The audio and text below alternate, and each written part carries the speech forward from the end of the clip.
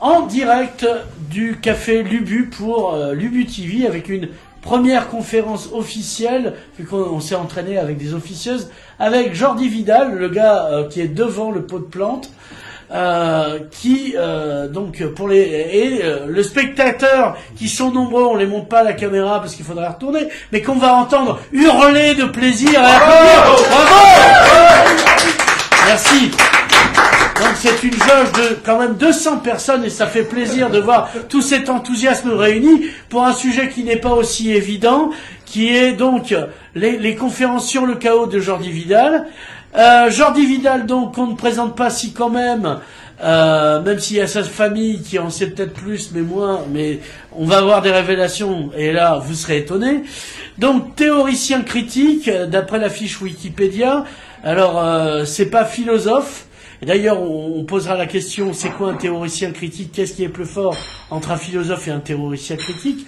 Auteur de livres, donc c'était un prétexte pour représenter toute une série de livres. Alors, dans l'ordre d'apparition, Révélation sur l'état du monde, qui enchaîne avec Résistance au chaos, puis Servitude et simulacre, en flux constant, dois-je préciser, et évidemment Traité du combat moderne, qui est un peu à part, puisque c'est une biographie de Stanley Kubrick, l'homme qui a filmé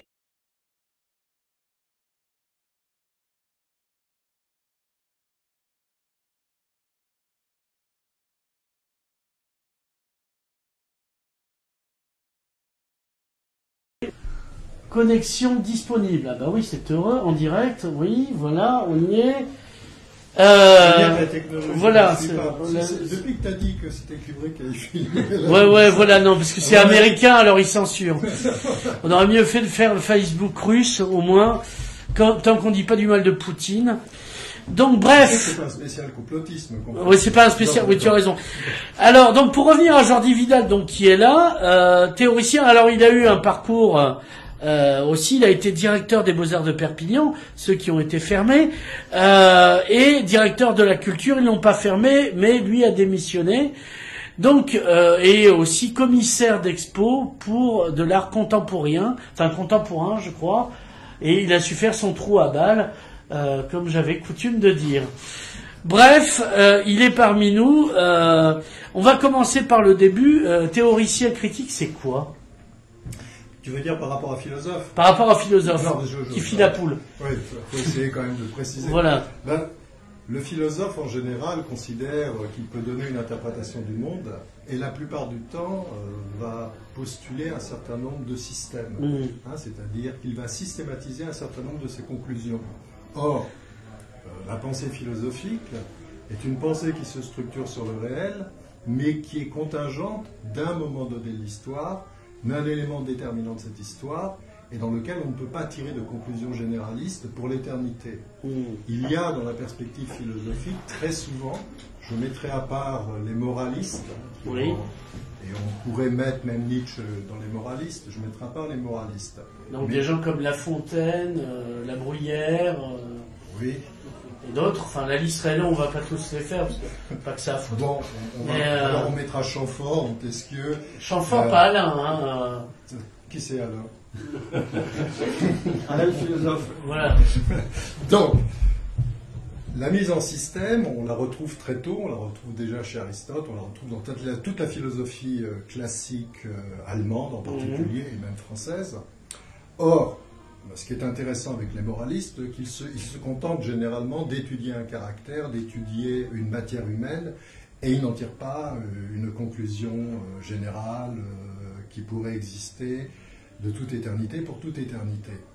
La pensée critique, qui s'appuie sur les mêmes raisonnements que les raisonnements philosophiques, puisqu'elle a la même articulation, elle travaille sur des concepts, elle ne va pas considérer que ce qu'elle émet comme position théorique est quelque chose qui est extérieur à l'ici et maintenant qu'elle traite. C'est cet ici et maintenant qui conditionne sa réflexion. En général, le théoricien critique, depuis longtemps, considère que l'ici et maintenant pourrait être nettement mieux. La plupart du temps, on peut considérer que les conditions existantes ne sont pas celles qu'on pouvait imaginer meilleures.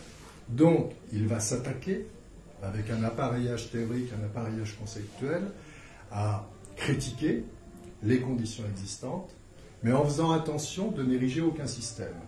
Donc, quelle est la différence, on va dire, entre un philosophe et un théoricien critique?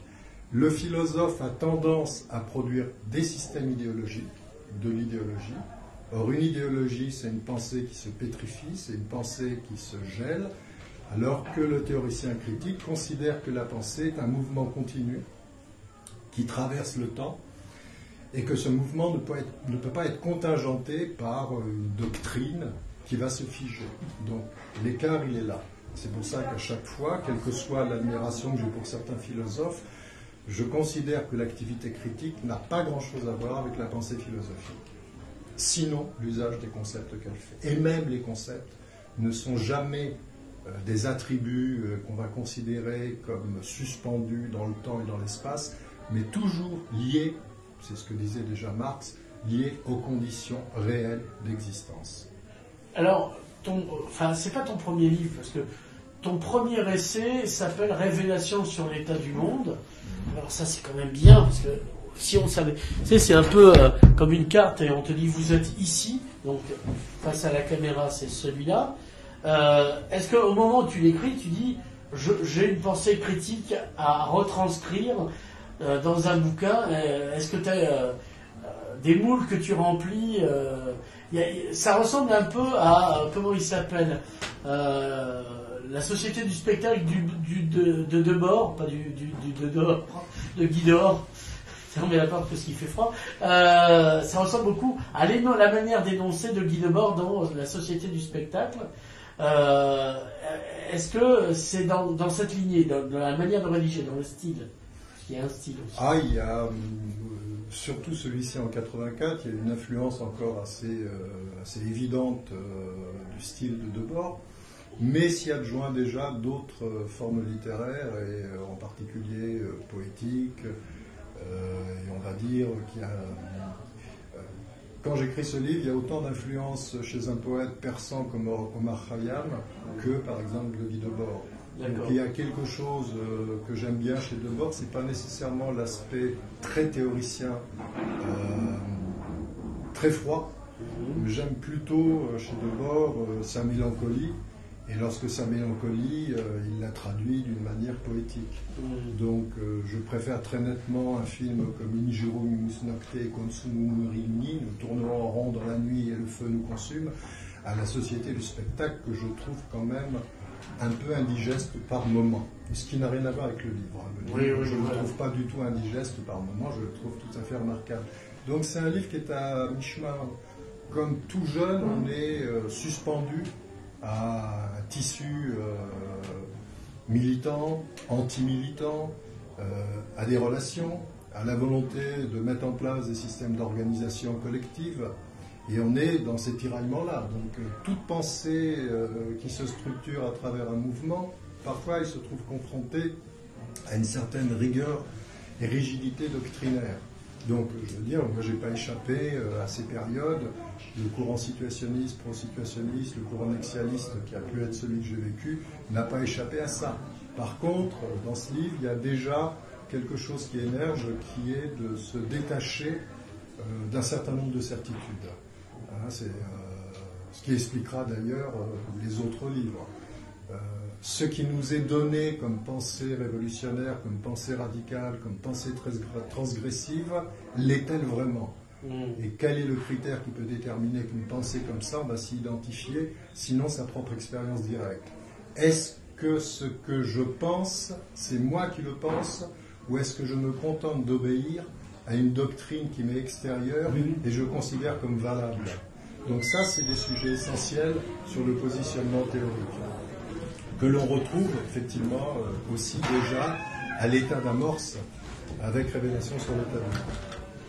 Alors, la question, c'est qu'est-ce qu'on révèle? C'est un livre qui date de 84.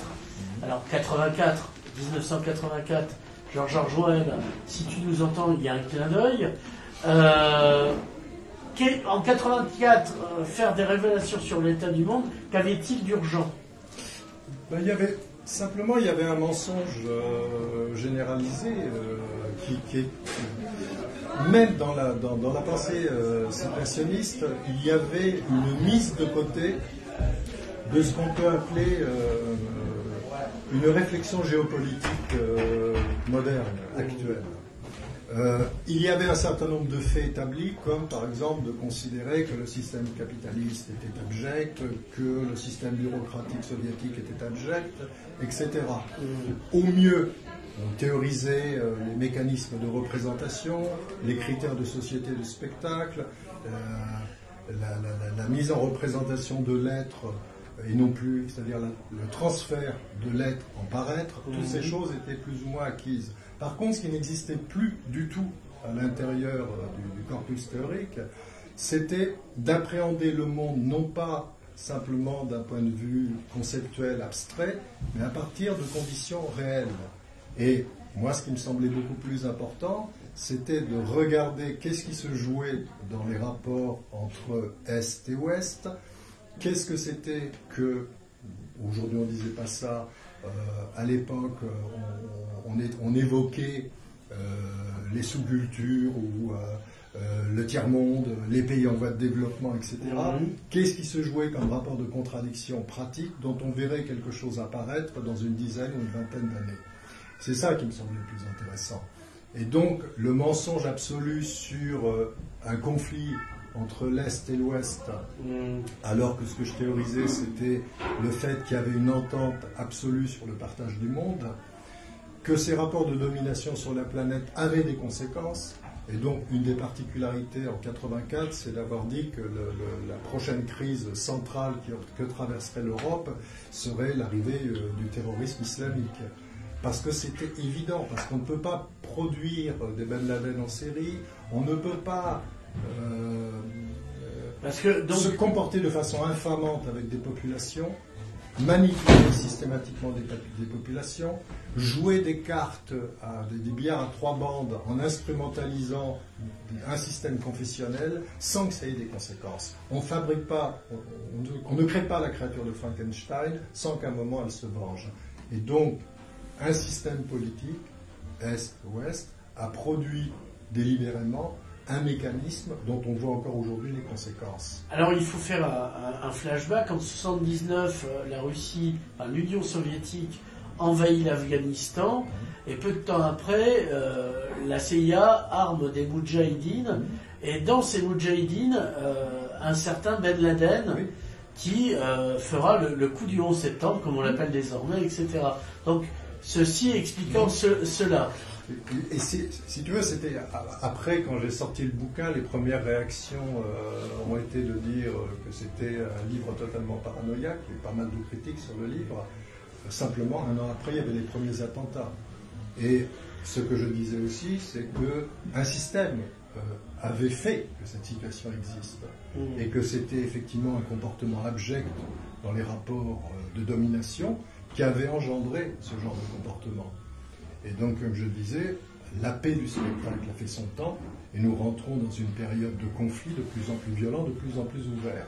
De la même façon, je disais que l'effondrement de l'URSS était inévitable, de par ses rapports de contradiction. Et que le système américain était un système non plus étatique au sens classique, mais était déjà un système dans lequel le rapport est un rapport de stricte domination militaro-industrielle, sans qu'il n'y ait plus rien à voir avec ce qu'a pu être la constitution politique des États-Unis à l'origine, si tant est que cette constitution ait été une seule fois dans l'existence des États-Unis réellement appliquée. Alors, donc le livre d'après, il sort en 2002. Qu'est-ce que tu as fait pendant tout ce temps? Tu étais au Club Med, tu étais gentil animateur. Comment tant de silence littéraire, si j'ose dire? Disons que dans la première période, j'ai sorti 2 bouquins. Il y avait avant, oui. J'ai sorti aussi un roman. Opéra Kibika. Un peu particulier. Sous un autre nom. Sous un autre nom, ouais. Donc ça, c'était un peu... Après, ce qu'il faut bien comprendre, c'est que ça, c'était l'état des lieux. Après, les 20 ans ont été 20 ans de beaucoup de voyages sur la planète, parce qu'il me semblait important, puis parce que j'aimais ça, voyager me permettait de toucher directement des contradictions qu'on ne peut pas comprendre simplement dans les livres. C'est-à-dire il y a un contact direct avec des réalités qui m'a semblé important. Donc j'ai beaucoup voyagé. Je me suis intéressé à beaucoup d'autres choses, y compris par exemple les arts martiaux, la philosophie chinoise, parce que tout ça étendait un peu le champ de la réflexion. Et puis, je pense qu'il est totalement inutile d'écrire un livre si on n'a rien à dire. Si on n'a rien de neuf à dire... Ça n'empêche pas les gens, je trouve. Hein. Oui, mais je ne vois pas l'intérêt. Je n'en vois pas l'intérêt, donc à chaque fois que j'ai écrit un livre, c'est que je considérais qu'il y avait quelque chose d'important à dire. Et ce n'étaient pas des livres qui étaient écrits pour être écrits. Ils étaient écrits parce que je considérais qu'il y avait une urgence à dire à un moment donné, ce qui n'était pas dit par ailleurs. Donc j'ai écrit les livres que j'attendais de trouver. Et comme je ne les trouvais pas, et que ces genres d'idées n'étaient pas formulées, ben, j'ai pris le parti de les faire moi-même. Donc c'est ça, c'est sans prétention, hein, mais c'est simplement ça, la servitude, je veux dire, la résistance au chaos, c'est tout d'un coup un ordre du monde, révélation sur l'état du monde, fonctionne encore avec l'idée que la société dans laquelle nous vivons est une société du spectacle. Les 20 ans de vie que j'ai traversés, les comportements, etc., m'ont amené à théoriser le glissement de la société du spectacle en société du chaos, et avec toutes les incidences et ce qui était essentiel. Et donc le sujet central de ce livre, ce qui fait qu'il m'a semblé important de l'écrire, Debord l'avait déjà formulé en disant que ça serait difficile que la théorie du spectacle passe le XXIe siècle. Elle a été jusqu'au XXIe siècle, mais elle ne peut pas aller plus loin. Et donc, même si les systèmes de représentation existent, Debord ne théorise pas ce qui est le système, on va dire, de la guerre moderne, et en particulier tous les systèmes chaotiques qui se sont mis en place, on va dire, depuis le début des années 2000. Le grand chamboulement, c'est le début des années 2000. Donc oui, puisqu'il y a le 11 septembre 2001 et le Résistance au chaos date de 2002. Donc, il a été écrit en 2002. Ouais. Voilà, ceci explique cela. On a fini le 20e. Autant Révélation sur l'état du monde, c'est la queue de la comète du XXe siècle que tu racontes, mais sur lequel tu anticipes déjà. Et autant Résistance au chaos, on est dans le XXIe siècle, welcome, ça commence bien, quoi. Oui, et puis dans Résistance au chaos, ce qui était important, c'est de dire que l'illusion qu'on pouvait avoir en tant que militant révolutionnaire d'être entendu par les pays du tiers-monde était achevée. C'est-à-dire que, vu les conditions et vu ce qui s'était passé, le dialogue et la capacité de lien entre les mouvements révolutionnaires européens et, on va dire, les mouvements nationalistes qui se développaient dans le tiers-monde ou autres, ces mouvements... Non, pas toi. Non, je dis non, parce qu'il faut fermer la porte. Bon, maintenant qu'on est repères... Vous avez compris une bière. Non, pas une bière.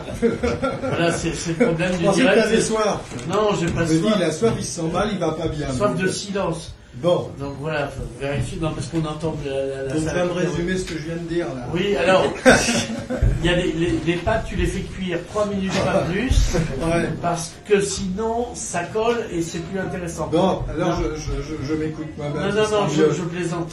Je reprends le sujet. Donc, on intervient donc dans la société du chaos. C'est une société, la société du spectacle avait un masque de bonté, de gentillesse quand même. Non, mais tout est par rapport au masque du chaos, tout est relatif. Tu parles de la publicité là. C'est un peu comme la différence entre Aguy et Pujol. Par rapport à Pujol, Aguy est sympa, si tu veux. Voilà, c'est pour remettre dans le... Voilà, donc et la société du chaos, donc Pujol, le masque tombe, et elle fait plus semblant.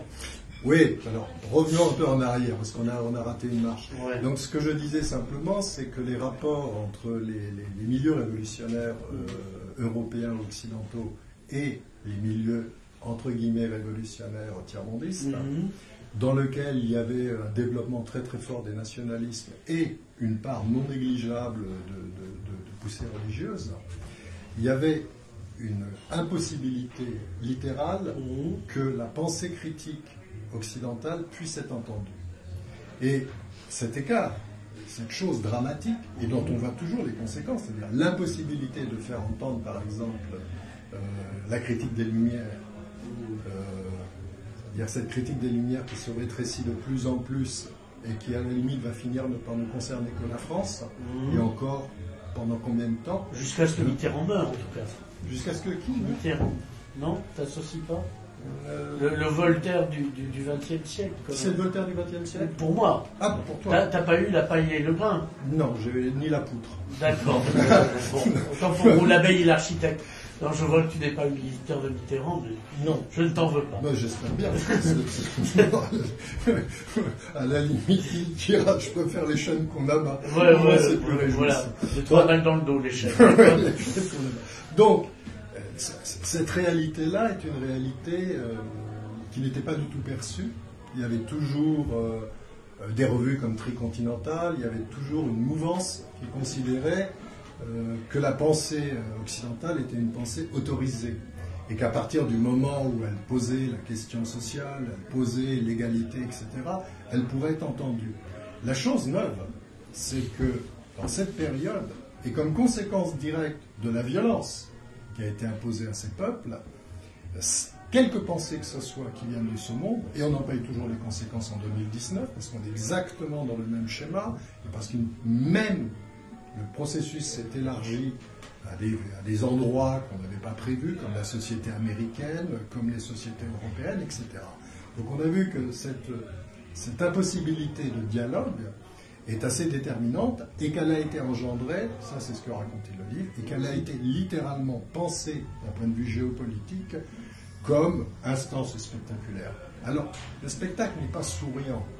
Le spectacle, c'est ce qui aliène l'individu, mais qui le fait non pas de façon habituelle, c'est-à-dire dans un rapport de domination simple, mais il le fait toujours à travers un éloge marchand et à travers la représentation de l'éloge marchand. C'est-à-dire que la marchandise, c'est non plus ce que tu possèdes, mais c'est l'idée de ce que tu vas posséder. Donc cette espèce de relation dialectique où ce que tu vas avoir pour toi est beaucoup plus la représentation de la chose que la chose elle-même, d'où l'insatisfaction chronique, ce que tu possèdes, et le désir s'accroît quand l'effet se recule, bien classique.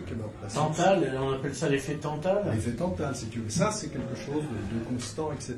Ça, c'est quelque chose qu'on a dans le spectacle. Le spectacle n'est pas gentil. Je veux dire, il n'a pas de côté souriant. Ce qui est souriant dans le spectacle, c'est la représentation qu'il donne de lui-même. Mais comme toute représentation de ce type, elle est mensongère. Après, le changement dont tu parles, c'est que ce qui guidait, on va dire, les stratèges de la société du spectacle était encore justement une pensée stratégique. Or, une pensée stratégique sous-entend une immense connaissance historique. C'est-à-dire qu'il ne peut pas y avoir de stratégie, il ne peut pas y avoir de stratège, que ce soit en tant qu'homme politique ou en tant que révolutionnaire, sans grande connaissance historique. Une des particularités de la société du chaos, de la société contemporaine, c'est la perte de cette dimension stratégique et la difficulté à formuler stratégiquement cette société. Et de cela vient principalement, c'est lié principalement à l'effondrement de la connaissance historique et au fait que la connaissance historique est devenue facultative. Elle est devenue facultative à l'université et elle est devenue facultative dans les instances politiques. Or, une pensée, quelle qu'elle soit, si elle ne s'énonce pas en rapport avec une connaissance historique avec le passé, est incapable de penser stratégiquement le futur. Alors, on va se sérieux. On va faire un flashback. C'est-à-dire qu'après la chute du mur, alors il y a eu le moment de la chute du mur de Berlin, donc le bien a gagné, du point de vue de ceux qui ont gagné, s'entend. Moi qui suis marxiste-léniniste, j'ai pleuré, évidemment. Et la question, c'est sur quel pied sont tombés le mur de Berlin, si ce n'est sur la classe moyenne. Et donc, après ça, arrive un type qu'on appelle un postmoderne, qui s'appelle Francis Fukuyama, tu vas voir le lien avec ce que tu disais, qui nous dit on a assisté à la fin de l'histoire. Voilà ce qu'on nous a dit après la chute du mur. C'est la fin de l'histoire, et c'est comme dans la fin des fables, et ils vécurent heureux et eurent beaucoup d'enfants. Donc, plus besoin d'histoire, en fait. Plus besoin d'écrire, puisque le bonheur est éternel et universel. puisque le camp du bien a triomphé. Ben, il est de bon ton aujourd'hui de discréditer Fukuyama, alors qu'en fait, il a réellement gagné au niveau théorique. Prenons un exemple. Ce qui se joue à travers des structures comme Google, Facebook, etc., c'est vraiment le prédicat de Fukuyama, c'est-à-dire la fin de l'histoire. Qu'est-ce que ça veut dire, la fin de l'histoire? Ça veut dire plus de mémoire historique. Qu'est-ce que ça veut dire, plus de mémoire historique? Ben, juste l'existence d'une mémoire numérique. Qu'est-ce qu'une mémoire numérique? C'est une mémoire ahistorique. C'est une mémoire qui ne travaille que sur le contingent, l'immédiat. Alors ce néologisme un peu absurde, mais qui dit bien les choses, le présentisme, c'est-à-dire tout d'un coup, de la même façon. Alors, je prends un exemple pour illustrer ça. Je vais prendre Orwell, connu par tout le monde, 1984 d'Orwell. Alors, Orwell écrit 1984. Il écrit 1984 en 1948. Et il l'écrit en utilisant le passé. Donc ça veut dire qu'il met en scène un livre qui est censé se passer en 84, qui est écrit en 48 et qui est conjugué au passé.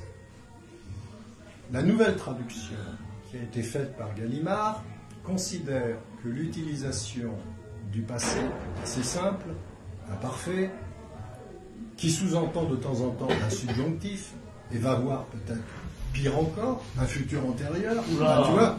Donc, ce qu'elle appelle un brouillard pédant, un brouillard pédant, donc non, on va utiliser le présent. On va utiliser le présent. En utilisant le présent, qu'est-ce qu'on fait? C'est pas anodin. Par exemple, tous les livres pour enfants sont réécrits au présent. Une partie de la tradition du corpus, heureusement qu'on ne traduit pas les auteurs français, mais ça ne saurait tarder, mais une bonne partie des traductions contemporaines travaille sur une éradication des temporalités. Si tout est conjugué au présent, qu'est-ce qu'on évacue? On évacue le passé et on évacue le futur. Donc tout présent suppose, le présentisme suppose l'abolition du passé et par conséquence l'abolition du futur. Donc un temps immobile. Dans Google, pour revenir un état permanent. Un état permanent. Donc Google, ce système de mémoire numérique qui dépossède la mémoire historique, qui dépossède ce qui est le centre même de la mémoire, c'est-à-dire ce qui fait l'homme, c'est sa transmission dans le temps. Il est passager du temps, il est dans un flux du temps, et dans ce flux du temps, il le traverse, et sa seule responsabilité, quand il en a les moyens, c'est de continuer à le transmettre. De continuer à transmettre ce qui fut et ce qui sera, et non pas ce qui est. Le moins important, c'est ce qui est. Le plus important, c'est ce qui fut. Parce que tu ne peux pas comprendre ce qui est si tu ignores ce qui fut. Et tu ne peux pas définir ce qui sera si tu n'es pas capable de définir ce qui a été. Finalement, ils ont transformé la formule épicurienne carpédienne en formule totalitaire.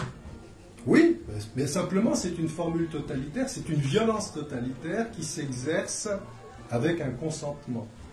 Parce que Huxley, on va parler d'Huxley du coup. Oh bah, on peut parler d'Huxley, on peut en parler. Qui dit la dictature parfaite, c'est faire croire qu'elle est toujours démocratique.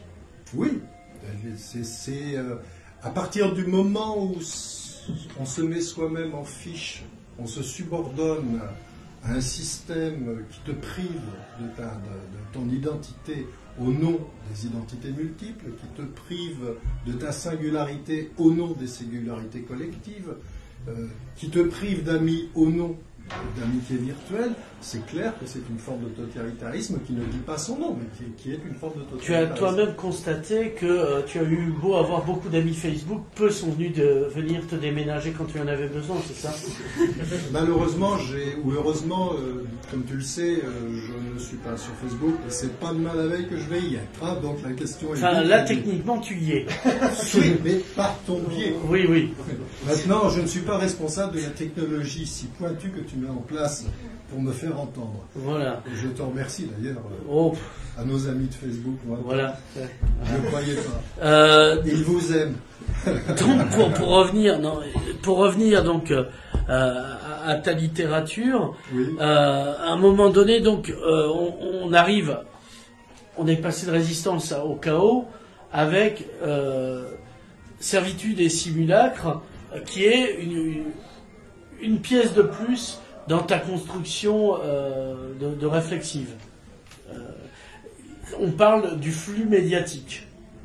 Puisqu'on parlait de Facebook, ça tombe bien, du temps réel. Et du flux constant. Voilà. Ouais. Voilà, parce que c'est servitude et simulacre. Donc le chaos, pour tenir les rênes, le tient grâce au flux constant.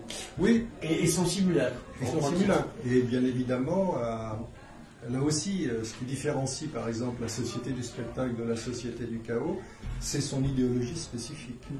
Par exemple, on prenait cet exemple de Facebook, dont on sait que c'est une aberration intellectuelle et une aberration humaine, fonctionne sur un sentiment d'appartenance.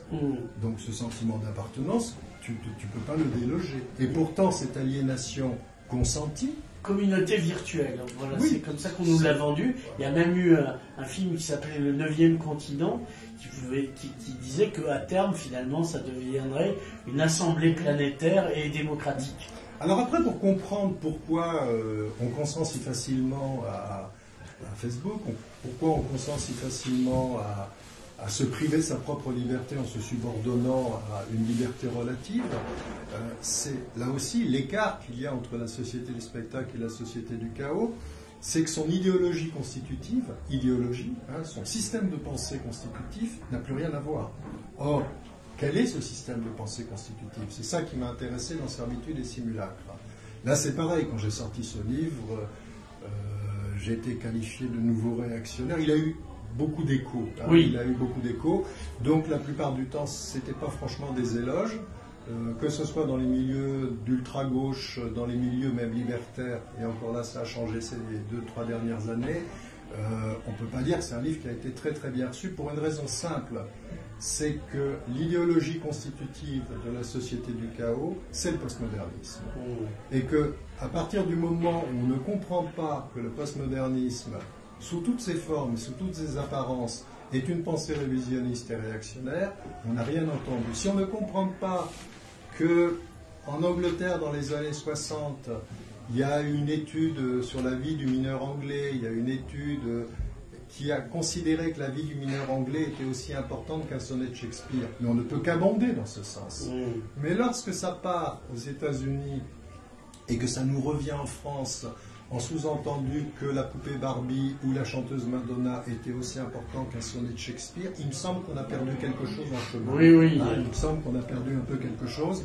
Quelque chose s'est égaré.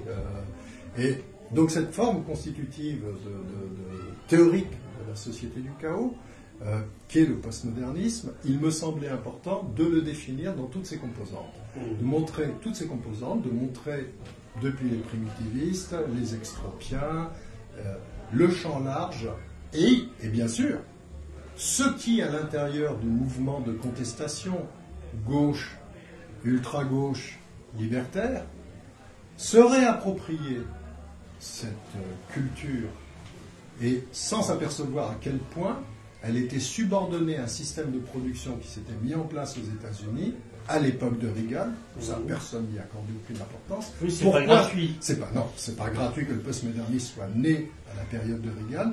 Et en quoi c'était très important dans les nouveaux rapports de domination, c'est-à-dire que c'était le moyen par lequel ceux qui étaient unis à l'intérieur, par exemple, d'une revendication sociale collective, qui contenait simultanément l'anticapitalisme, l'antiracisme, le féminisme, comme sujet participant d'une même revendication globale et collective, qui était la question sociale. La question sociale se manifeste de différentes façons.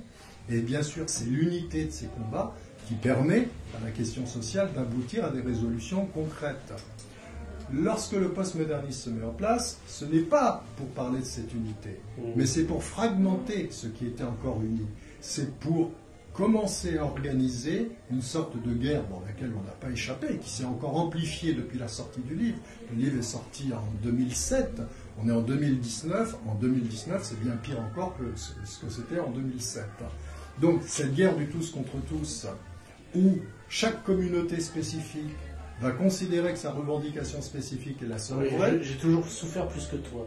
Oui, ou le LGBT++, etc., etc. C'est-à-dire que ce qui était un mouvement de libération, ce qui était, par exemple, sur la question de l'homosexualité, sur la question du racisme, c'était tous les racismes, c'était le côté inadmissible de la haine que pouvaient susciter les homosexuels. Mais ce n'était certainement pas la revendication d'un mode de comportement d'une minorité noire, d'une minorité religieuse ou d'une minorité sexuelle qui voudrait imposer son propre modèle comme le seul modèle possible. Ouais, l'universalité de chaque minorité. Ben, la grande différence entre l'universalisme abstrait que par exemple un Macron ou n'importe quel crapule au pouvoir peut revendiquer, c'est totalement éloigné de ce que j'appelle l'universalisme concret. L'universalisme concret, ce sont les lumières radicales. Hein, c'est pas un universalisme abstrait. C'est pas on est tous égaux. C'est très concrètement poser les conditions de l'égalité. Ce n'est pas une vue utopique. Hein. Je donne comme exemple dans un livre que j'ai écrit et qui lui a un certain nombre de problèmes techniques, on va dire ça comme ça. On va parler de Condorcet, je le sens. On va parler de Condorcet. Quand je parle de Condorcet et des lumières radicales, je sors mon revolver. Non, ça n'a rien à voir. Quand je parle de ça, on trouve à l'intérieur de la pensée de Condorcet cet écart dialectique qu'il y a entre la démocratie représentative, la démocratie participative et la démocratie directe. C'est-à-dire ce qu'il y a entre une pensée républicaine, hein, par exemple la pensée à laquelle tu crois, et une pensée libertaire, la pensée à laquelle je crois. Oui, c'est vrai. Voilà. Et pourtant, nous nous entretuons. Oui, non, mais ce qui me semble assez raisonnable. Parce que tous les deux sommes démocrates. Voilà, et on règle par la parole, ce que j'aurais dû régler à coup d'épée. Mais c'était il y a longtemps, quoi. C'était il y a longtemps. Tu étais normand à cette époque-là, tu ne l'es plus, tu le sais. Voilà, donc, je suis français. Pour revenir à ça, c'est... tu m'as fait perdre le fil. Je t'ai vu en normand. Voilà, il m'a vu en Sicile. Excuse-moi, j'ai garé mon dracard en double fil. Donc, le double fil, on va le reprendre pour ne pas le perdre. Ouais, c'est pas le double fil de l'épée. On reprend ça. La plupart du temps, y compris chez les libertaires, il va y avoir une sorte d'opposition frontale entre la démocratie participative ou représentative, prenons la démocratie représentative, la tienne, les élections pour le faire, et la démocratie directe. Pour les penseurs libertaires, il y a un certain nombre de théoriciens libertaires, c'est l'exact inverse. Hein, donc c'est la figure inverse. Donc, ça n'a rien à voir. Or, ce qui est intéressant quand on lit les textes, par exemple, qui donnent naissance à ce corpus théorique, c'est de s'apercevoir qu'à l'origine, les prédicats qui supposent la démocratie représentative et la démocratie directe sont les mêmes. C'est simplement des formes matérielles. Ce n'est pas des spéculations métaphysiques. Je dis, moi, que la démocratie directe est une expansion du champ de la démocratie représentative. C'est une expansion. Elle n'est pas contradictoire, c'est une expansion, c'est-à-dire c'est le critère de liberté. Tout système de représentation, on va dire électoraliste classique, va réintroduire ce qui, dans la pensée libertaire, est en contradiction, à savoir l'éloge marchand, la marchandise et d'une certaine façon le capital. Ce que n'anéantit pas la pensée représentative, c'est l'idéologie du capital. Hein? Donc elle la reconduit, elle la ressource, elle la réalimente. Par contre, la pensée libertaire considère que l'échange marchand, l'aliénation marchande, est aussi importante et même centrale, au même titre que les autres.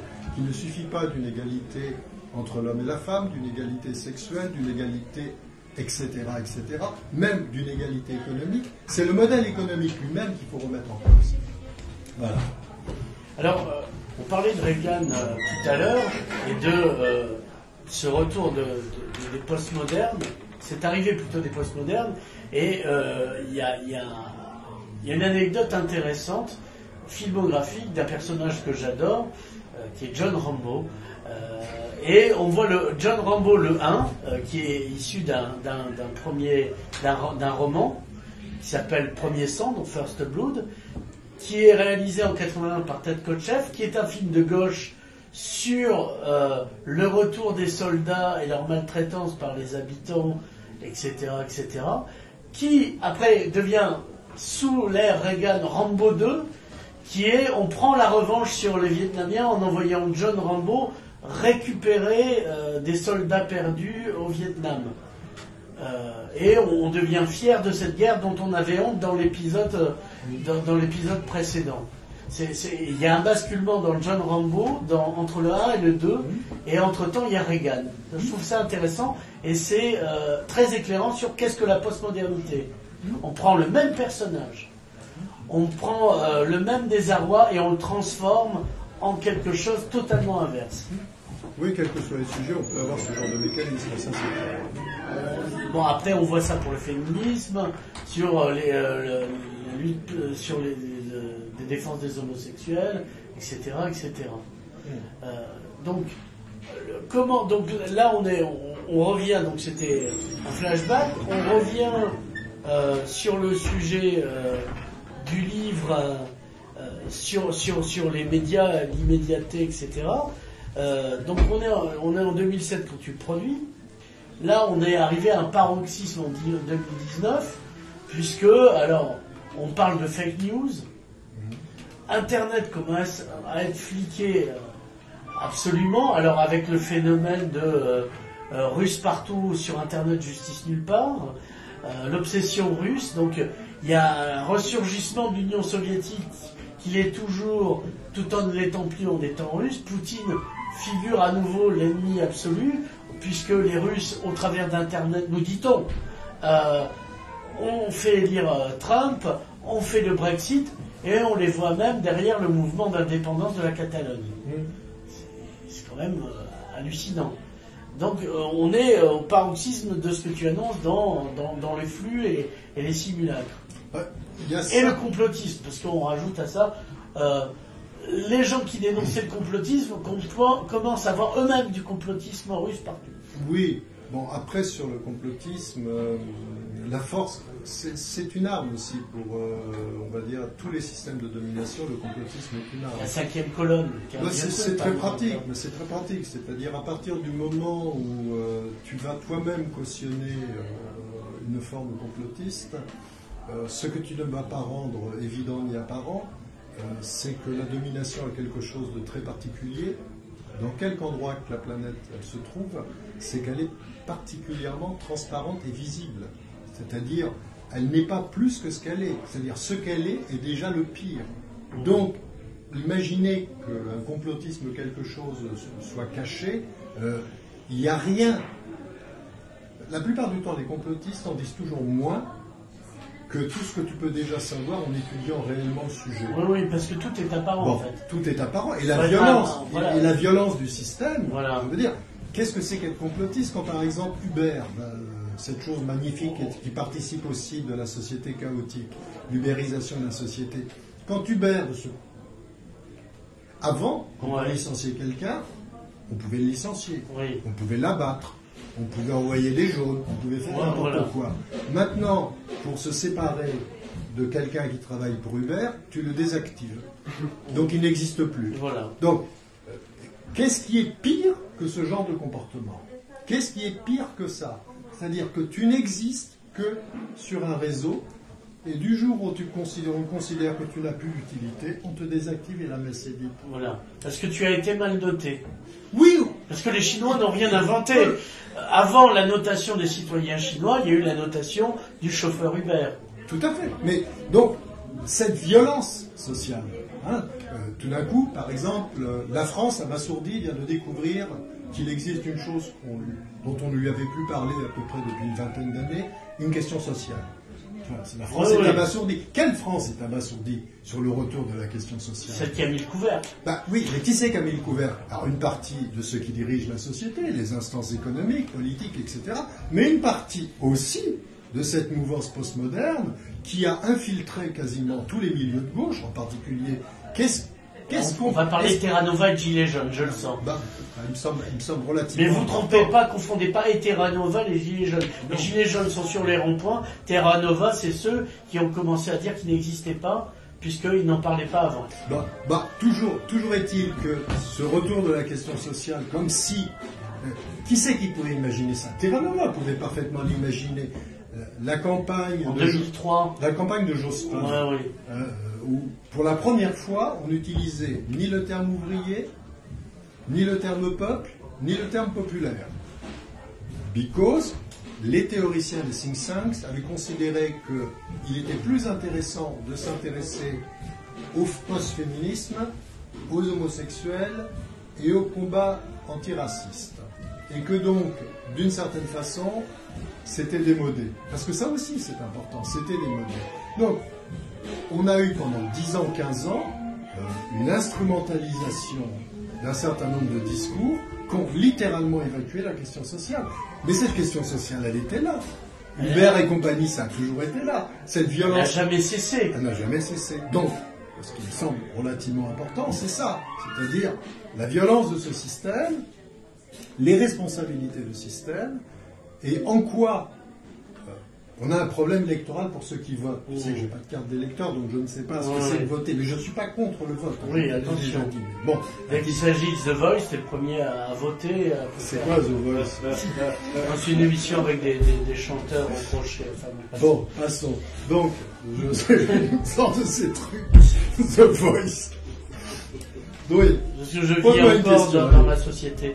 Oui, on n'a pas vu dans la même. Pour mon grand désarroi d'ailleurs. Mais la question, donc, on fait un pas de côté et on va traiter du combat moderne. Donc on montre à la caméra, voilà, qui est une biographie de Stanley Kubrick qui, de par on remet au présent, par sa filmographie, a analysé la société sous toutes ses coutures. Il n'a pas fait que faire croire à l'alunissage d'Apollo. Mais non, je suis pas complotiste. J'ai bien aimé le clip de Rammstein, Willkommen in America. Enfin bon, bref. Kubrick, c'est un bon condensé de ce qu'on a dit précédemment, et pourquoi? Kubrick, ça me semblait important. Parce que 2001, notamment. Non, pas seulement. Kubrick est un réalisateur que j'aime tout particulièrement. Je trouve qu'il y a une forme de génie cinématographique chez lui. Et c'était aussi une réflexion sur ce que je vous ai raconté sur un sonnet de Shakespeare ou sur le sort d'un mineur anglais. C'est devenu l'apologie de la poupée Madonna ou l'apologie du moins que rien. Donc ça, c'est le fond de commerce. C'est le fond de commerce du postmodernisme. Ce qui me semblait intéressant, c'était de reprendre une figure géniale, donc en posant aussi la question qu'est-ce que c'est qu'un génie? D'un point de vue artistique et d'un point de vue culturel, c'est un des rares domaines où lorsqu'on a du génie, on n'est pas obligé d'en faire un usage répressif sur les autres ou de mettre en place un rapport de domination.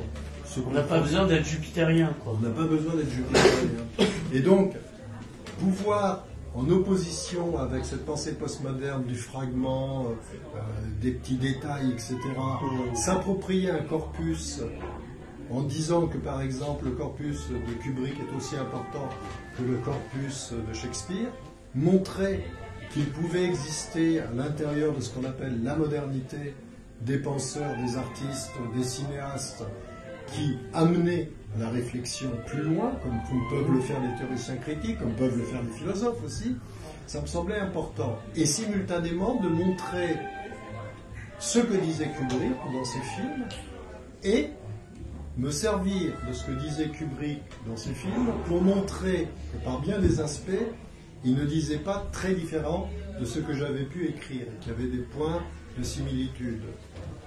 L'exemple le plus typique, c'est qu'à ma connaissance, à ce jour, il n'existe qu'un seul film qui ait travaillé sur la composition subjective, analytique, de ce qu'on peut appeler la société du chaos et de ses maîtres. C'est le dernier film de Kubrick, c'est Eyes Wide Shut. Voilà un film qui a été totalement incompris, et là ça me semblait important de montrer que Eyes Wide Shut, c'est littéralement une mise en scène de la société du chaos et des nouveaux comportements.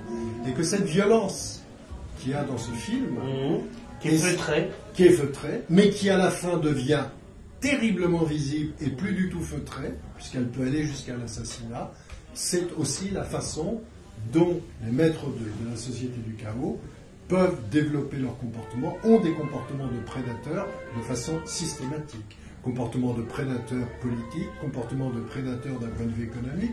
Or, c'est ce que dénonce le film de Kubrick, en montrant en plus... Derrière la sexualité, parce que...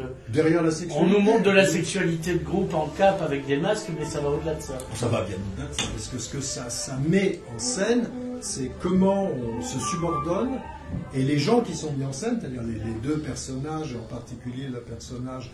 Ça aussi, c'est la rouerie de Kubrick d'avoir choisi deux scientologues, un couple de scientologues d'Hollywood pour incarner ses héros.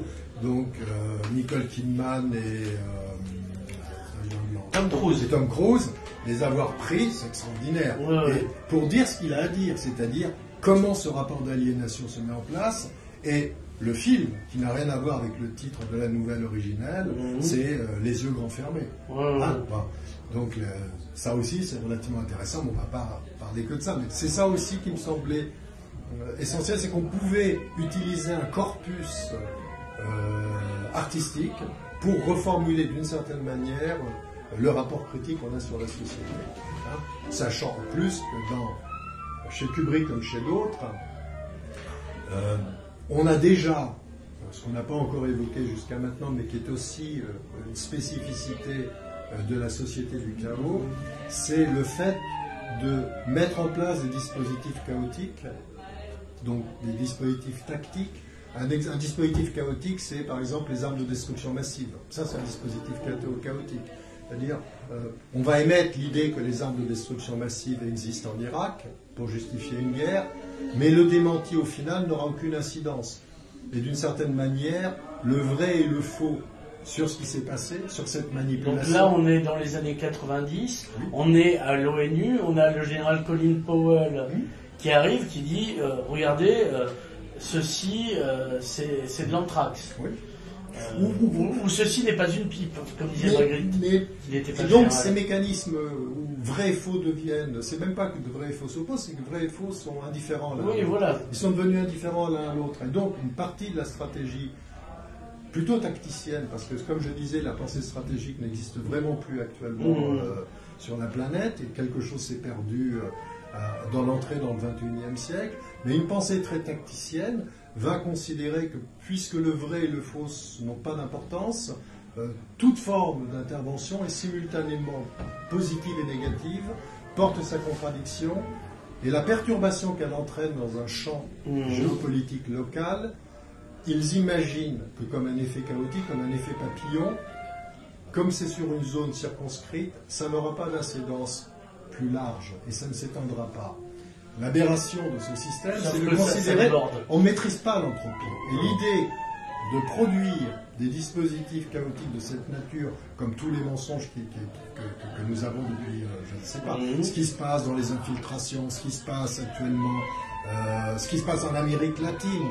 Je veux dire, actuellement en Amérique latine, je ne cautionne en rien un certain nombre de gouvernements d'Amérique latine, mais lorsqu'on voit la façon dont la manipulation...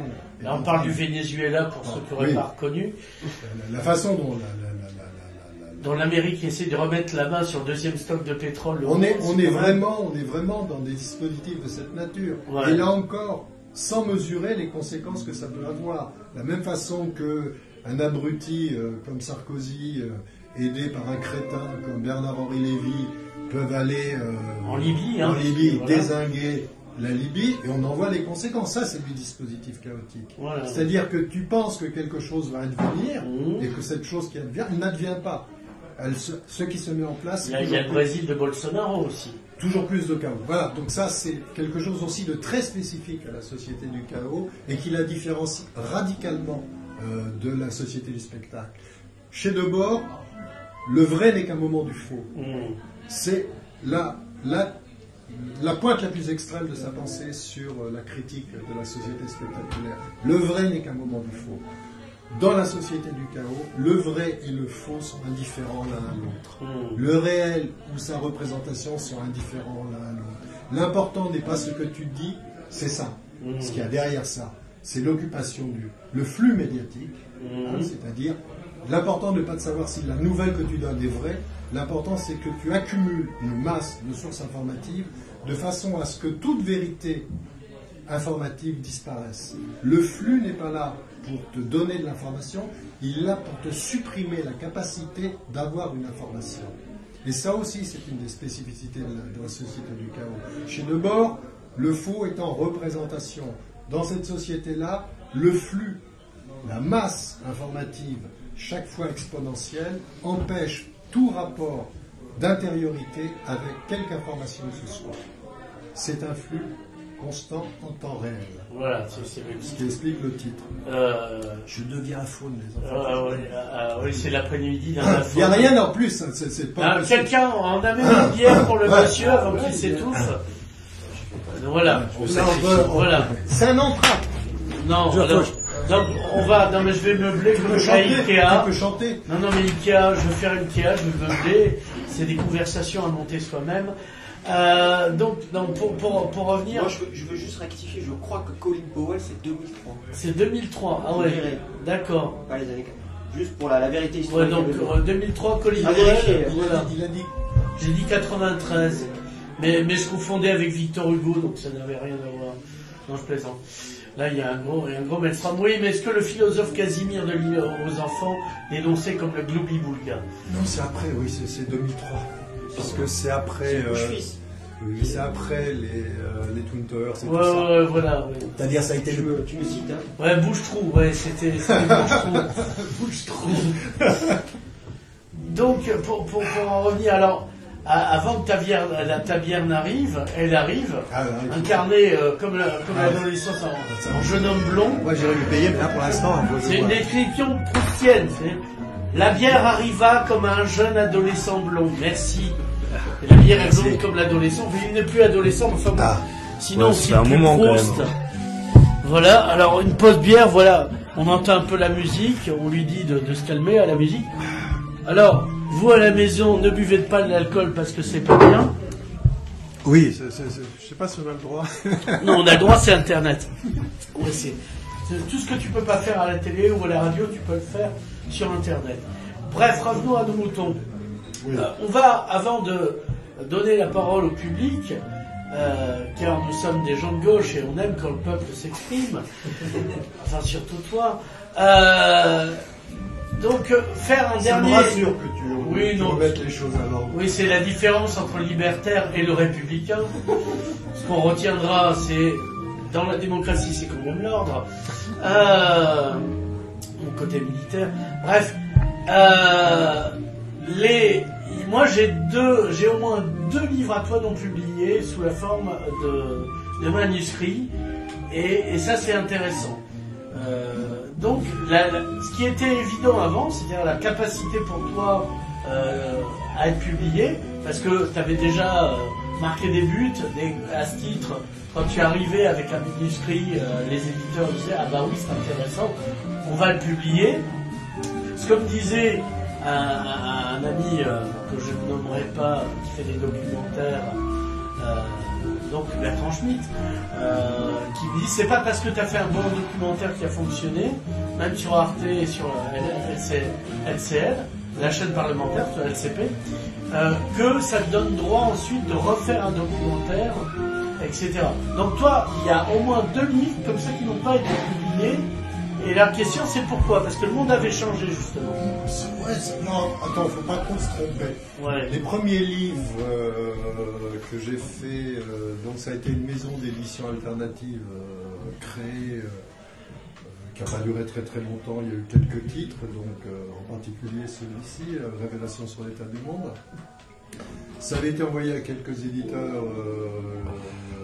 Les retours avaient été, c'est totalement démodé de parler de révolution en 84. Ouais. Donc on en a pris acte. Après, quand j'ai envoyé Résistance au chaos à 10 éditeurs de gauche ou d'ultra-gauche, ou d'extrême-gauche, on choisit. 9 m'ont répondu négativement. Donc là aussi, il ne faut quand même pas trop se tromper. 9 réponses négatives, c'est pas tout à fait le fait du hasard. Et Gérard Bérébi, quand il accepte chez Aliade de publier le bouquin, c'est, je dire, il n'y avait pas un enthousiasme extrême autour de ces livres. Hein. Il n'a pas chanté Hippie Pourra, tu lui as pas vu des youpies dans le regard. Donc ce que je veux dire simplement, c'est que c'est des phases cycliques. Hein. Ouais. Un certain type de livres ont du mal parfois à trouver, non pas leur public, mais leurs éditeurs. Ouais. Donc, le public, il le trouve, parce que c'est des livres, ceux-là, pareil, c'est des livres qui ont bien fonctionné. Donc il y a eu un public. Il a été réédité plusieurs fois. Plusieurs fois. Plusieurs fois. Sans droit d'auteur d'ailleurs, que tu as touché. Sur le Kubrick, j'ai touché c'est énormément d'argent.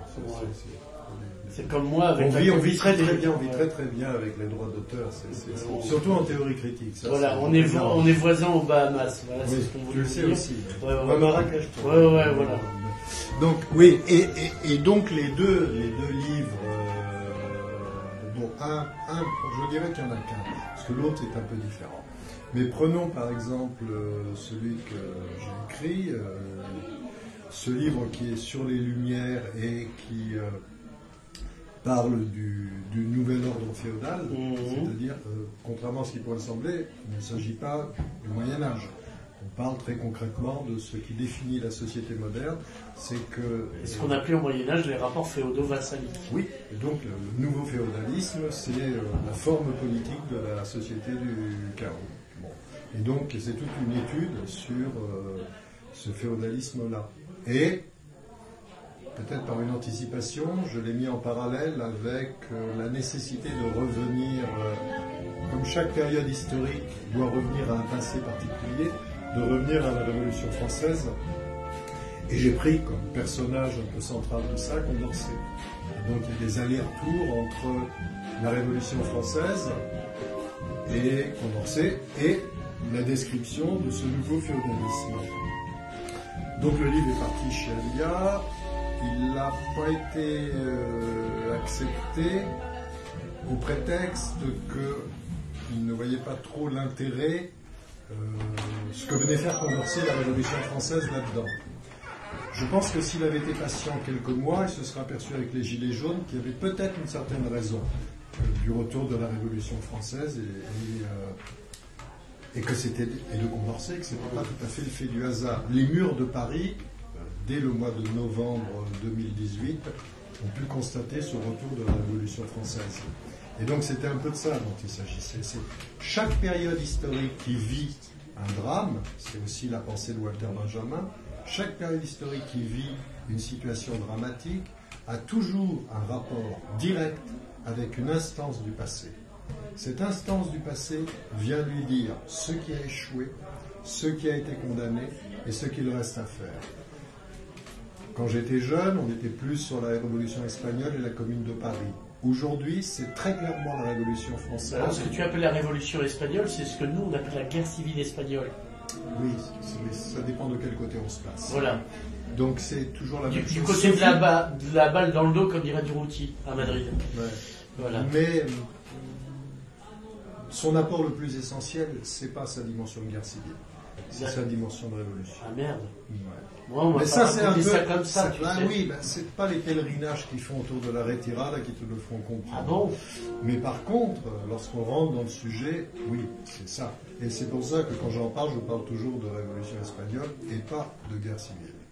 Ça n'empêche pas que c'était aussi une guerre civile, mais c'était aussi une révolution. Oui, mais on nous met le guerre civile et maintenant on parle même plus de guerre civile puisqu'on parle essentiellement de la retirada. Je reviens en arrière. Voilà. Ce que je veux dire, quand une instance du passé vient, c'est que dans les années 60-70, la révolution espagnole, comme possibilité de collectiviser un terrain, comme possibilité d'appliquer directement le communisme libertaire, était quelque chose qui nous parlait. C'était pas que c'était pas important, cette dimension de guerre civile. La partie qui nous intéressait, qui nous semblait revenir comme chez nous, c'était celle-ci. De la même façon que la Commune de Paris, ce qui revenait comme chez nous, c'était le fait qu'on n'ait pas pris l'argent de la Banque de France. Ça, c'était quelque chose qui revenait comme chez nous. Et c'est pour ça qu'en 68, nous fûmes quelques-uns à brûler la bourse. On n'était pas nombreux à l'époque à penser que la bourse était quelque chose qu'il fallait brûler. Plus qu'à attaquer la Salpêtrière, tu veux dire? On pouvait finir à la Salpêtrière, ce qui est arrivé chez pour moi. Mais c'était après. La Salpêtrière n'était pas un hôpital, c'était Ah, en 68, c'était quoi? C'était un hôpital. Arrête de dire Ah oui, des non, conneries. oui, d'accord. Non, non. Non, tu me cites le lieu où j'ai fini. Ah oui, d'accord. C'est pour ça que c'est assez rigolo. Excuse-moi, sinon je cite pas d'anciens combattants. Voilà. Donc, c'est le moment tant attendu par nous, parce qu'on va se poser un peu, de demander au public s'il a des questions, et s'il a des questions, qu'il y réponde lui-même, parce que nous, on va continuer à boire dans notre coin, et vous vous laissez comme ça à l'abandon total. Je vois le représentant de la revue CQFD, et je me dis... C'est pas une revue. Non, c'est pas. 10 ans que je te le répète. Ouais, moi je m'en fous, c'est ce que je veux. Tu as sûrement une question, Sébastien Navarro, car c'est bien lui. Alors moi j'ai un souci pendant les débats, c'est que souvent la question elle arrive après minuit. D'accord. T'as pas assez bu, tu veux dire. Non, et ça va arriver. Hein. Ouais. Donc fais chauffer ta résistance Ouais. et arrive. Donc je vois un libraire ou un ex-libraire, un ex-libriste, je ne sais plus. Voilà. Qui va bientôt reprendre l'atmosphère, on le saura plus tard. Est-ce qu'il a une question? Là, comme ça. Non mais vous êtes bien gentil, mais moi j'en ai. Comme Sébastien. Vous en avez rien à foutre, on vous a raconté des trucs, mais ça vous a absolument pas touché. Vous avez roupillé avec une sauvagerie, mais sans ronfler. C'est pour ça qu'on vous a pas fait. Très attentif, au contraire. Voilà. Non mais l'afflux d'informations aussi, là, si je peux me permettre, Vas-y Patrick. ça empêche la réflexion. C'est là le problème, c'est que plus personne ne peut réfléchir. Et en étant même un peu méchant, même sur le site ou sur le Facebook de Nicolas, Ouais. il y a tellement d'informations que on voudrait intervenir. Et on peut pas parce qu'il y a tout de suite il y a une information qui arrive ou on a une information d'ailleurs. Et même par exemple en allant au-delà encore, on va au cinéma par exemple là. Avant on avait le temps de réfléchir sur ce que voulait dire par exemple l'auteur ou tu vois la situation, comment elle était interprétée. Tu rentrais chez toi, tu avais le temps de discuter, de réfléchir. Ouais. Aujourd'hui, le flux d'informations, il empêche la réflexion. En plus de cacher la vérité. En plus de cacher la vérité, on peut même, la majorité des gens, en fait, on le voit quand on regarde Facebook, parce que moi, je ne suis pas particulièrement, je me suis inscrit pour une raison bien précise, et puis voyant que bon, ça ne fonctionne pas fort, je reçois quand même des informations. Et à chaque fois qu'il y a des informations, ça n'a rien d'informatif en fait. C'est sur les personnes. Comme dirait Jésus, un clou chasse l'ostre. Ouais, mais en fait, il est plus possible d'avoir une réflexion pratiquement. Il faudrait vraiment prendre un sujet et puis dire. Et même si on intervient sur un sujet, je vois sur le Facebook de Nicolas par exemple là, si on veut intervenir sur un sujet, les autres personnes qui pourraient être intéressées, eux aussi sont noyés dans un flux d'informations, et du coup, on se retrouve tout seul dans notre réflexion, et du coup, on se limite, et on n'intervient plus, et... On est surnourris, nous, on est comme des oies avec l'information dégagée. Ouais, Donc mais le plus on grave, a du cerveau gras. Le plus grave, ce que je voulais dire, c'est que ça t'empêche de réfléchir, en fait. Tu n'as plus le temps,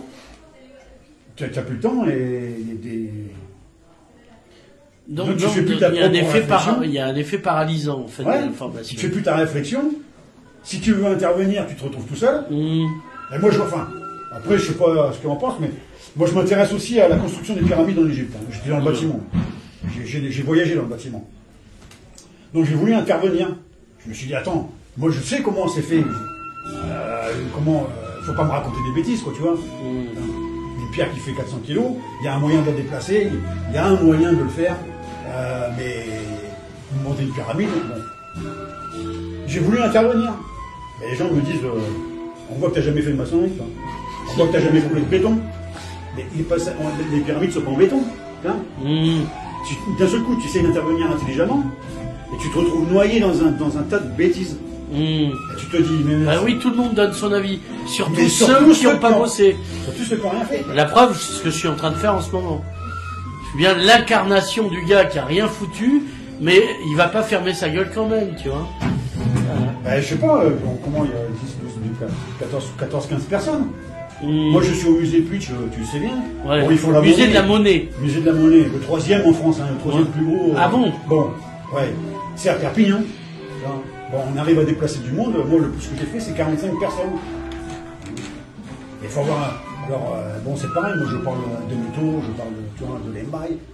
on parle de ruban, on parle... Enfin, et au-delà de ça, une fois que c'est fini, quoi, les questions sont posées, il n'y a plus de réflexion. Enfin, ce que je voulais dire par rapport au flux d'informations qui noie la vérité, donc on ne sait plus où est la vérité, si on n'a pas un minimum déjà de connaissances, on n'est pas capable de connaître la vérité, en plus des fake news, mais on n'a même plus le temps de réfléchir. En rentrant à la maison, par exemple, ou en rentrant du travail, on est noyé dans un tas de choses où on n'a plus le temps de réfléchir. Avant, je ne sais pas, moi j'ai connu la télé où il y avait des débats après un film, par exemple. Là, les dossiers de l'écran. Quand tu allais voir un film, même au cinéma, bon, tu rentrais sur la route, tu discutes, n'importe quoi, chacun donne son avis. Et aujourd'hui, enfin moi je vois, aujourd'hui c'est plus possible, quoi. J'étais au cinéma, même tu vas avec quelqu'un, tu sors du cinéma, bah, tiens, on va manger, t'es noyé dans un truc, tu es noyé dans un autre. Enfin. Non, je vois bien. J'interviens un peu longuement, mais ce que je voulais dire, c'est qu'en plus de, comme vous avez bien expliqué, que la vérité, elle est noyée dans un flot d'informations. En plus, à titre personnel, et je pense que pour tout le monde c'est pareil, on rentre chez soi, même si on est tout seul, on n'a plus la possibilité de réfléchir. Alors, Salut Alain, vas-y. Donc, alors, métaphore boulangère, le cerveau comme le pain pour lever a besoin de repos. Là-dessus, on enchaîne avec Edo. Ouais. Donc le camarade Navarro, donc. Non. Vas-y, parle sans t'émouvoir. Alors c'est pas vraiment une question. Ouais, c'est une réponse. Ça va peut-être déboucher sur une question, en tout cas sur une interrogation. Moi j'ai écrit un article donc sur... je suis gilet jaune aussi, donc ça partie d'un journal de critique sociale, et j'ai fait un texte sur le rapport entre Facebook et les gilets jaunes. Sachant que j'étais comme toi, avant l'apparition des gilets jaunes, je n'ai pas Facebook, je ne sais même pas à quoi ça ressemble. Et quand j'intègre les premières manifestations des ronds-points, je me rends compte que si je veux avoir l'information comme les autres, être au diapason, je suis obligé d'en passer par là. Donc, je vois à quoi ressemble Facebook, et je me rends compte que au niveau de certaines, sachant que j'ai un discours assez critique sur le numérique, mais c'est quand même un moyen qui permet de documenter les violences policières. Il y a beaucoup de vidéos qui tournent. Donc les gilets jaunes prennent conscience un peu de ce qui se passe dans notre vie. Et c'est aussi un moyen de planifier certaines actions, tout ça. Donc ce côté un peu de coordination, effectivement, je vois qu'il est assez efficace. Et très rapidement, je me rends compte que les gilets jaunes, enfin les gens qui sont sur Facebook et qui s'expriment sur l'interface numérique, le font un peu comme si c'était au bar du coin entre eux. C'est-à-dire qu'ils n'ont absolument pas conscience que c'est une machine à mouchard et que tout ce qui est écrit est enregistré, tracé, toutes les vidéos sont récupérées par la police. Il y a un article du Monde qui paraît en décembre 2018 et les flics expliquent qu'ils n'ont jamais été autant heureux d'avoir des vidéos à disposition pour procéder à la répression avec laquelle ils s'activent de manière énergique. Et je suis effrayé, c'est-à-dire je vais à une AG, j'écoute des gilets jaunes parler qui disent ouais, on va faire ça, tout ça. Et je leur dis, mais vous ne racontez pas ça sur Facebook. Vous ne dites pas sur Facebook que vous savez où habite le flic, que vous allez brûler le commissariat. Ça ne se dit pas, vous n'êtes pas au bar du coin. Et donc mon article se termine en disant... comment il se termine déjà? Il se termine déjà? Il se termine, ouais. Et il se termine, oui. Il se termine, on est sur un rond-point, on est 20 gilets jaunes, et on a 3000 amis Ouais. et qui ne sont pas avec nous. Et donc il y a quelqu'un qui fait cette réflexion qui dit, mais ils sont où tous? Ouais. Oui, mais tu vois, ils sont pas là. Donc, je sais pas toi ce que tu en penses, mais j'ai un peu vu donc, de l'intérieur comment différents niveaux qu'il peut y avoir de lecture et d'utilisation de ces outils. Mais ça a peut-être mis 6 mois où là je pense qu'il y a vraiment une prise de conscience chez les gilets jaunes de la dangerosité de ces outils. Mais c'est vraiment pas encore acquis. Donc, je vois encore passer des textes, il y a eu des condamnations, hein, juste pour des appels, hein, il faut venir armer à la prochaine manif. Sur un peu des, je vois des prises de bec un peu virilistes, là, quand on dit oui, on va revenir, puis on va tout casser. Mais quand tu le dis en buvant ta bière avec un copain à sa face, et quand tu le dis sur Facebook, c'est plus du tout le même endroit. Et cette prise de conscience-là, alors elle commence à faire son travail, mais c'est vraiment pas gagné. Mais ce que tu dis est vraiment... Non. Ce que tu dis vraiment, ça rejoint. Hein, c'est des parentés. On ne dirait pas, mais il y a des parentés. C'est-à-dire, quand on est Là, il y a un manque de conscience. quand on est dans un flux, on ne maîtrise pas le fait que ce flux... Alors on va essayer de monter le son là. On ne maîtrise pas que ce flux est aux mains de quelqu'un et de quelque chose. C'est-à-dire, les gens qui utilisent Facebook, en toute innocence, en toute naïveté,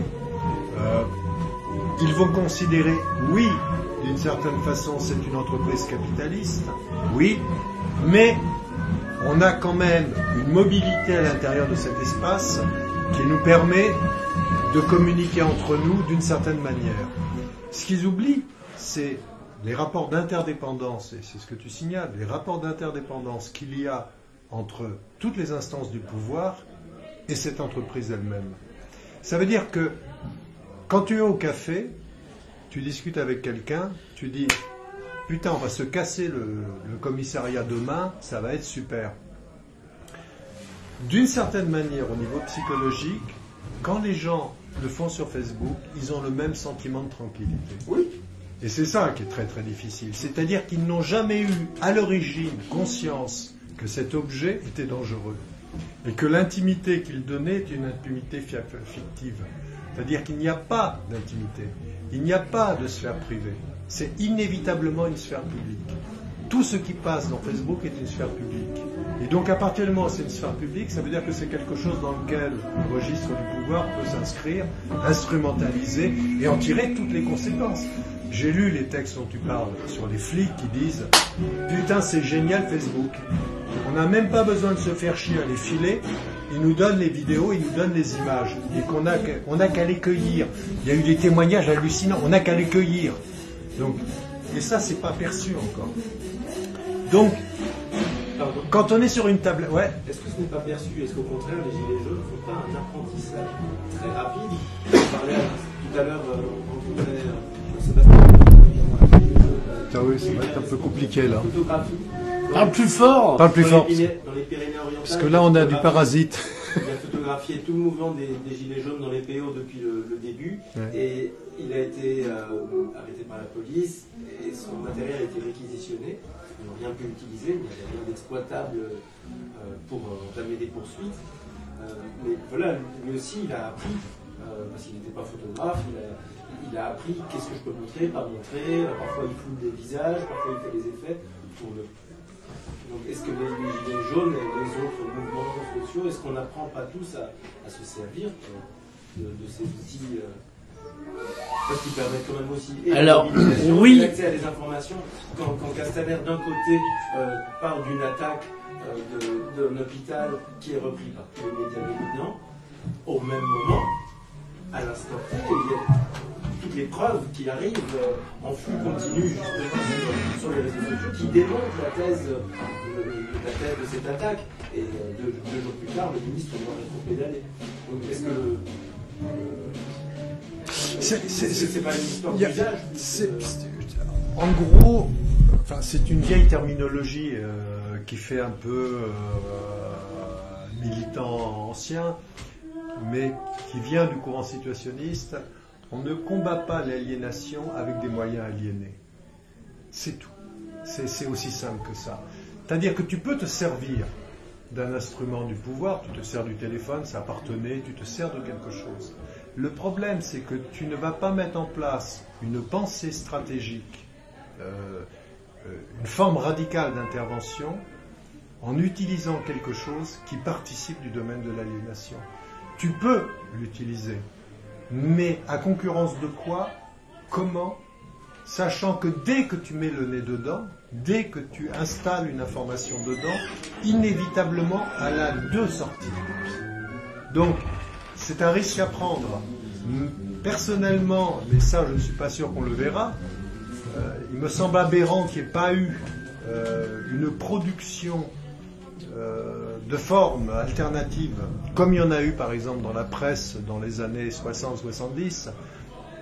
Il y a eu une production de presse alternative, il y a eu des radios libres, après elles ont été instrumentalisées, il y a eu des radios libres qui sont nées, etc.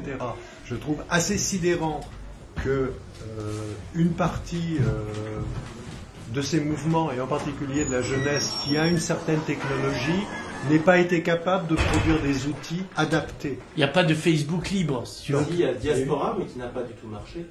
Et il y a eu des tentatives, mais aucune n'a pu avoir, par exemple, le succès qu'a pu avoir la presse alternative aux États-Unis ou ailleurs dans les années 60-70. Réel. Après, ça s'effondre, c'est pas le sujet. Mais dans un moment de combat, c'est dans un moment de combat qu'on en a besoin.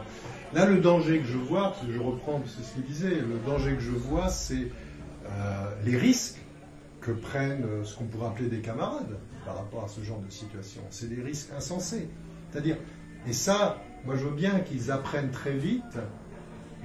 C'est peut-être le principal défaut que je vois au mouvement des Gilets jaunes, c'est-à-dire la volonté de ne pas être représenté est parfaite. Elle correspond vraiment à un critère contemporain et elle me semble essentielle. Par contre, la très grande difficulté de formuler théoriquement leurs propres conditions, et non pas simplement des revendications, mais leurs propres conditions, c'est-à-dire de trouver le langage critique pour énoncer leurs propres conditions de vie, et la critique qui naît de ces conditions, ça c'est plus dramatique. Et je pense que ça va, cette arriération du travail de la réflexion critique, ce mouvement, il est dans une phase décisive là, une phase vraiment décisive. Je pense qu'il lève quelque chose d'essentiel pour les 20 prochaines années. Par contre, la contradiction à laquelle il se trouve confronté ces derniers mois, enfin ce dernier mois plutôt, est une contradiction qu'il va falloir qu'il puisse résoudre. Parce que s'il ne la résout pas, le mouvement aura un sacré problème dans l'avenir. Et même ses conséquences sur l'avenir et sur la modification de la donne. Donc ça veut dire qu'on ne peut pas être un mouvement sans formulation critique et théorique de ce propre mouvement. Il faut l'énoncer. Ce qui n'a rien à voir avec la représentation. Ça n'a rien à voir avec le fait de refuser des représentants, de refuser des délégués, etc. Est-ce que ce rôle est rempli par M. Juan Branco? Non, il est rempli par personne actuellement. C'est-à-dire, il y a quelques textes pas inintéressants, il y a quelques textes fragmentaires, il y a des parcelles, le croisement des gilets jaunes avec un certain nombre de revendications contre la technologie, des choses comme ça. Il y a des petits fragments, mais pas une pensée unitaire, et ce n'est pas la préoccupation centrale. Or, ça doit devenir la préoccupation centrale. C'est pas simplement... Alors après, c'est très très compliqué. C'est-à-dire, c'est ce qui a fait la force des mouvements précédents. La Révolution française, c'était ça. Les spartakistes en Allemagne, c'était ça. La gauche allemande, c'était ça. Toutes les gauches, tous les mouvements radicaux ont à un moment donné énoncé théoriquement leurs propres conditions de vie. Là, on ne l'a pas. On a encore quelque chose de séparé. C'est-à-dire, la réalité, c'est une prise de conscience très forte de ce qu'on ne veut pas, une prise de conscience très forte du mensonge qui nous entoure, mais pas une prise de conscience très forte de l'énoncé programmatique de quelque chose. Pas pour des élections, c'est pas le sujet des élections, mais énoncer qui nous sommes. Mais ce qui est assez symptomatique depuis sur 10-15 ans avec les indignés, ce type de nouveaux mouvements sociaux, on appelle comme ça Nuit debout, c'est qu'on est quand même dans la constante, c'est on sait ce qu'on veut pas, on est dans une négativité par rapport à ça, mais on n'arrive pas à formuler, comme je dis, qu'est-ce qu'on veut comme société. On a l'impression qu'on n'arrive pas à franchir ce cap-là pour trouver une traduction politique finalement. Et j'ai l'impression qu'on est un peu dans ce moment-là où ça va peut-être basculer sur ce qu'on veut, mais enfin, je sais pas, il y a une tension. Oui, c'est pareil. Prenons un exemple tout bête. Je ne suis pas pour je l'ai déjà dit plusieurs fois, je ne suis pas pour la représentation parlementaire, ce n'est pas le type de représentation qui m'intéresse. Mais prenons une hypothèse qu'on accepte comme ça, ce principe d'une représentation parlementaire. Un mouvement qui n'est pas encore capable, par exemple, de poser comme condition préalable la non-existence d'une personne spécifique comme mandataire d'un mouvement, un peu comme par exemple dans la CNT anarcho-syndicaliste espagnole pendant la Révolution, il n'y avait ni permanent, donc il n'y avait pas de permanent payé, etc., etc. Et les mandataires étaient révocables à tout instant. Vous êtes d'accord ? Bon. Comment se fait-il qu'en tant que simple énoncé programmatique concret au sens, par exemple, de Condorcet, quand il pose concrètement et matériellement comment ça se passe une démocratie. Par exemple, c'est lui qui invente l'idée du référendum populaire. Hein, c'est Condorcet qui l'invente le premier, le théorise le premier. Comment se fait-il que personne chez eux ne formule, mais comme préalable, je parle pour ceux qui sont partisans éventuellement d'élections, qu'il n'y aura jamais personne, à titre personnel, qui représentera le mouvement en tant que parlementaire. Et qu'il sera un représentant révocable à tout instant, etc., etc., de façon à poser un vice de forme, un vice de forme institutionnelle à l'institution du Parlement. Hein, en gros, c'est pas monsieur machin qui est élu, c'est un mouvement, et dans ce mouvement-là, il y a des personnalités qui sont permutables. C'est intéressant, parce que même juridiquement, c'est des choses qui poseraient problème. Et ça, c'était une force de la Révolution française. C'est pour ça que je suis un peu étonné qu'il n'y ait pas encore Je ne dis pas que c'est ce qu'il faut faire. Je veux simplement dire que même, au lieu de dire il y a 4 listes ou 5 listes pour les élections européennes dont tout le monde se contrefout, pourquoi ces 4 ou 5 listes, à quoi elles servent? La majorité des Gilets jaunes n'en veulent pas de ces listes-là, mais en même temps, c'est une écume.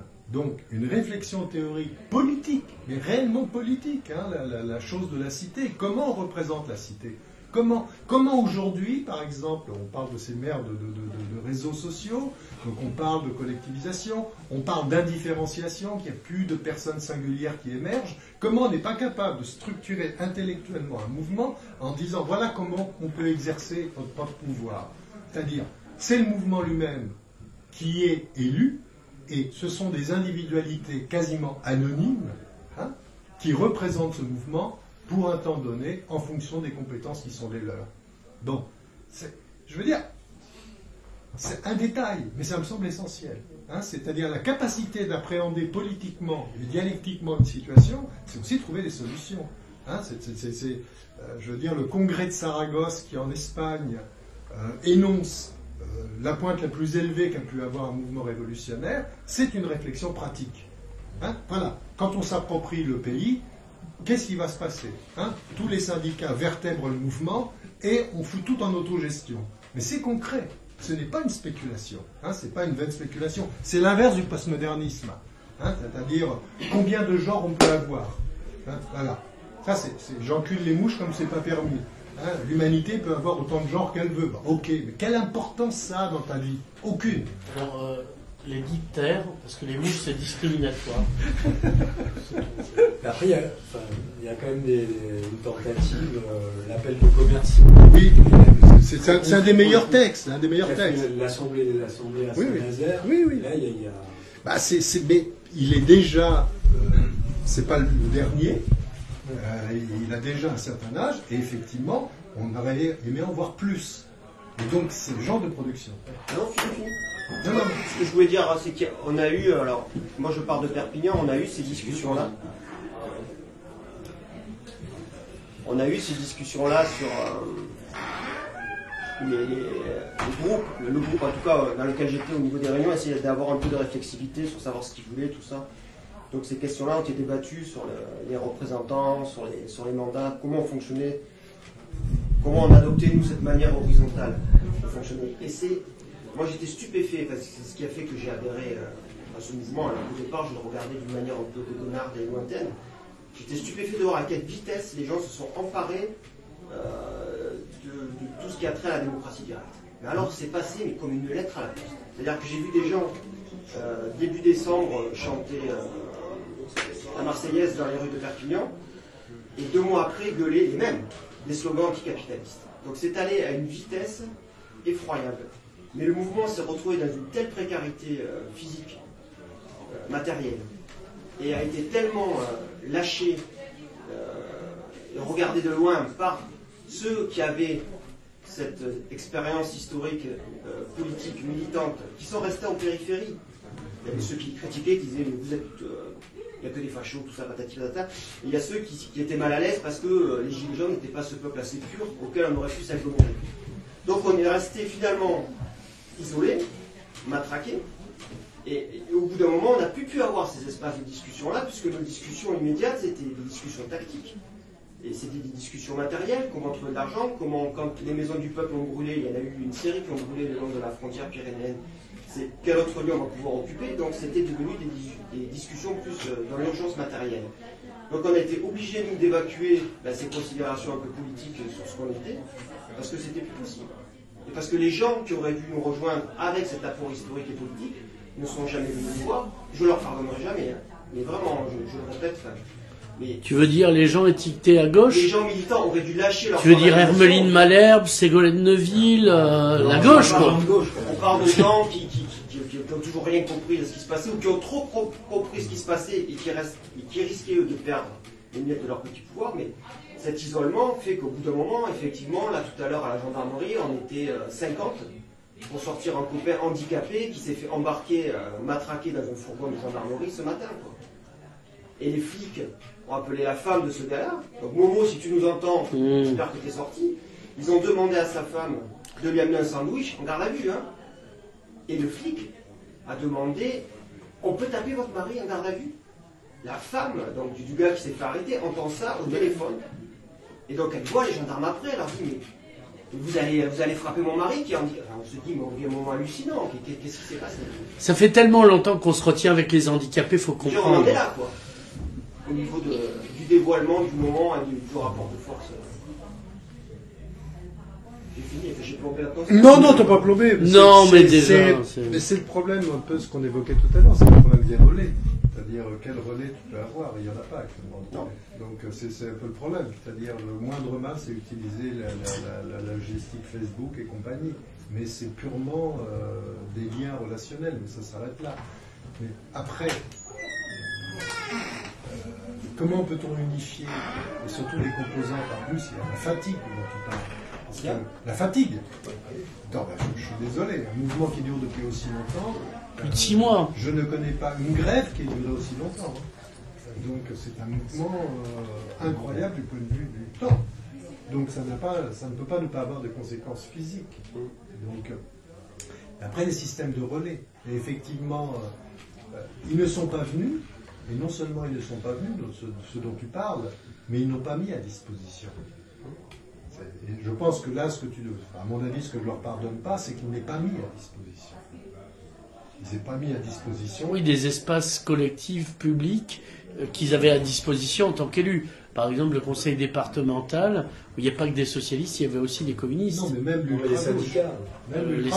Les syndicats, je veux dire, ils n'ont pas mis à disposition. C'est-à-dire, le mouvement des Gilets jaunes n'a pas eu à disposition les infrastructures qui auraient pu les accueillir. Enfin, c'est tout. C'est ça. Et ça, c'est une réalité terrible. Donc, l'un avec l'autre, c'est-à-dire la difficulté d'énonciation et simultanément l'impossibilité, parce qu'ils c'est soit, n'oublie pas, hein, c'est ce que je disais par rapport au bouquin que j'ai écrit, il sera au mieux qualifié de réactionnaire, de paranoïaque, de conformiste, voilà, réactionnaire, bon, on va rajouter extrême droite. Hein, populiste. Voilà. Mais surtout, il ne faut jamais oublier qu'il est aussi interprété comme éventuellement dangereux, et non sans danger. Et donc ce mouvement est non sans danger. Le mouvement des Gilets jaunes n'est pas sans danger pour toutes ces institutions. Et c'est pas à gauche, à l'extrême gauche, avec cette structuration dont je parle, la critique du postmodernisme qui a infiltré ces mouvements, ce mouvement des Gilets jaunes, y compris sous sa forme, on va dire, de démocratie directe, n'est pas sans danger pour eux. Et c'est très compliqué, ça. Très compliqué. Ils ont plus peur de la liberté parce qu'ils n'étaient pas libres eux-mêmes et donc ça remet en question ce qu'ils présentaient comme une certaine liberté. Alors là-dessus, on va conclure. Donc, oui. Conclure. Voilà. Il y en a qui concluent. Voilà. Conclure. Donc on présente les bouquins. Donc vous trouvez ça à la librairie Torquatis et plus à la librairie du Parti pris qui n'existe plus. Au prix avantageux de 6,10 €. Oui, parce que c'est le moment commercial. Et on se retrouvera pour une prochaine fois pour la suite de nos aventures, peut-être avec Sébastien en direct pour nous parler de CQFD, l'hebdomadaire, qui est un mensuel. C'est ce que je veux, Sébastien, je le rappelle. Quand je veux.